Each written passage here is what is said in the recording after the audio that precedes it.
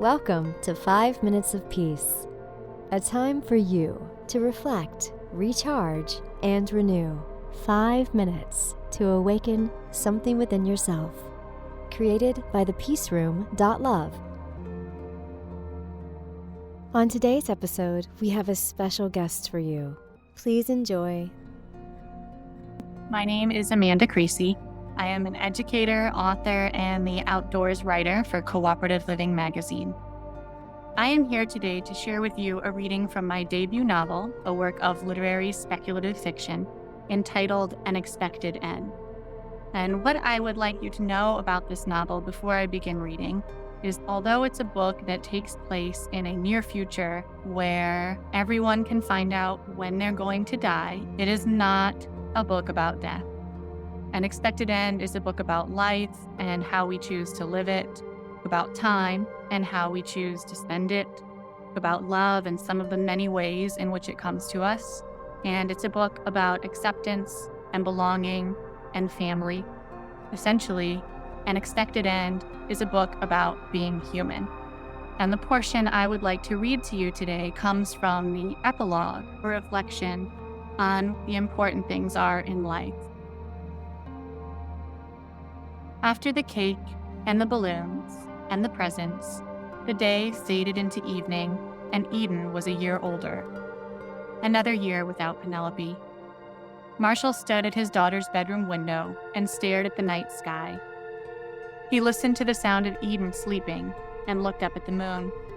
The high, wispy clouds looked like the feathery frost Old Man Winter had painted when Marshall slept on winter nights as a boy. He would wake and trace the delicate ice crystals on the other side of the pane with his finger, and his mother would tell him to try to memorize the way it looked, Winter's artwork, because it would melt as soon as the sun found the glass, no matter how cold it was outside.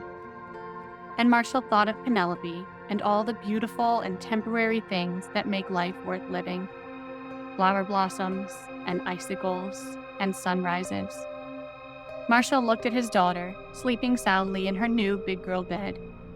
He looked up at Bea, rocking in a chair across the room, and down at Toby, graying now, asleep on a rug at the foot of the bed. He had stopped counting down his days. He had stopped counting time. And Penelope he had learned to start living. And he knew that Penelope was not dead, not really. He had read somewhere that time could be measured according to the good that unfolded, the good one achieved. With time, it was quality that mattered, not quantity. If that were true, Penelope would live forever. Her good timeless, her time limitless. She lived on in this little girl, the little girl who wore her mother's blonde curls and smiled her mother's warm smile and delighted in things Marshall never would have taken notice of before. The plushness of a certain soft blanket, a number of airplanes streaking their white tails across a blue sky, the yellow of the forsythias in the garden outside. The breeze rustled the barren branches of the cherry tree, keeping vigil outside Eden's window. In just a few months, its branches would be lush with delicate, pale pink petals. Petals that would drop and float away, replaced with summer's green leaves. Eden stirred. "Read to me, Daddy," she whispered. "Mama's favorite poem, please." Marshall sat on Eden's bed. He opened the book and took in a long, deep breath. "Let us go then, you and I, when the evening is spread out against the sky." A little breath of a breeze disturbed the cherry tree again, and a pale pink petal drifted down from the ceiling, landing on the page. Marshall and Bea looked up wonderingly. Toby thumped his tail gently against the floor. Eden smiled.